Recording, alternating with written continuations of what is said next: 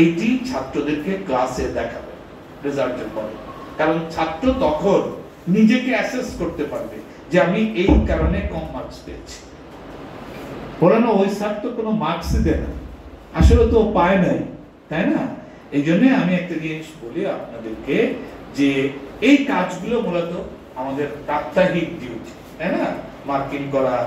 তবে আমি খুবই গুরুত্ব দিব আপনারা যদি এটা করেন যে সিলেবাস অনুসারে আপনি কোর্স আউটলাইনস দিবেন, কতটা ক্লাসের মধ্যে এই সিলেবাসটা আপনি শেষ করবেন, ছাত্র এটা জানবে এবং ছাত্রকে সেইভাবে আপনি প্রিপেয়ার করবেন এবং কোর্স আউটলাইনস এর মধ্যে এই রেফারেন্স বুকগুলো আপনি দিবেন।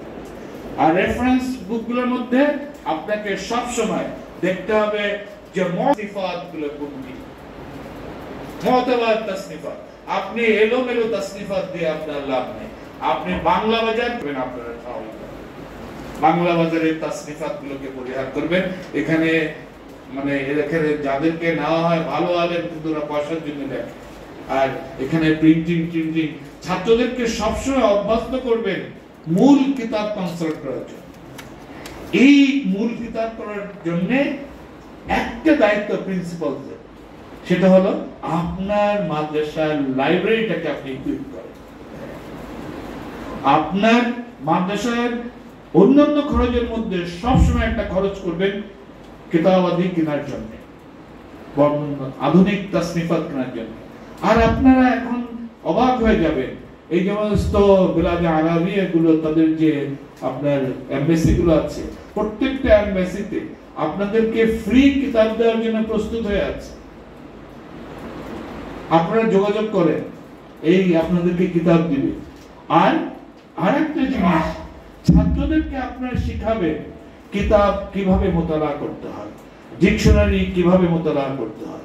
মাদ্রাসার ছাত্রদের প্রত্যেকের একটা ইংরেজি ডিকশনারি থাকে, আপনার বাংলা একটা ডিকশনারি থাকে। আপনার উপরের ক্লাসের ছাত্রদেরকে কি আরবি ডিকশনারি প্রত্যেকের কাছে থাকে? থাকে না। আপনারা এই ডিকশনারি সলভ করাবেন, তা না হলে তাদের ভোকাবুলারি বাড়বে কিভাবে? তা মানের আলফাজ তো তারা জানতে পারবে না। এই জন্যই আপনাদের দায়িত্ব হলো যে সিলেবাস তৈরি করবেন, কি কি বই মোতালা করবে এটা দিবেন, আর সম্মিলিতভাবে কোলাবোরেটিভ যেটা একটা ভালো লাইব্রেরি তৈরি করবেন। আর পাশাপাশি কিতাবপত্র তো পাওয়া যায় না, আমরা অনলাইন যে লাইব্রেরি গুলো আছে সেই লাইব্রেরির জন্য আপনি একটা ডিজিটাল লাইব্রেরি এটা করতে